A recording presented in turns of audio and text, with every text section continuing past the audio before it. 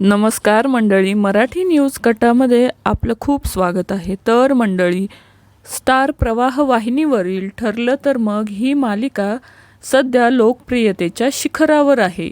या मालिकेत सर्वच कलाकारांनी त्यांच्या अभिनयाचा ठसा उमटवलेला पाहायला मिळतो।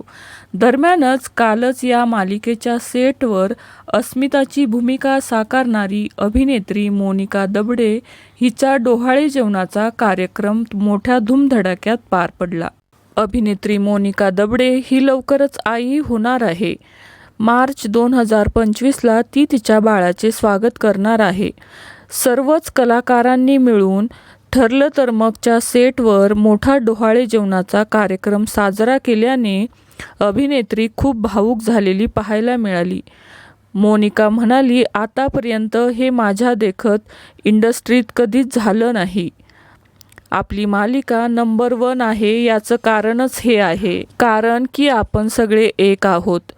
मला या मालिकेत काम करण्याची संधी मिळाली, त्यासाठी मी कृतज्ञ आहे, असे अभिनेत्री मोनिका दबडे म्हणाली।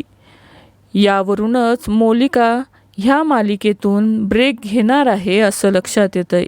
अभिनेत्री मोनिका दबडे ही गरोदर असल्यामुळे ती 7व्या महिन्यापर्यंत या मालिकेत काम करत होती, पण आता तिला विश्रांती घ्यावी लागणार आहे, त्यासाठी ती या मालिकेतून ब्रेक घेणार आहे।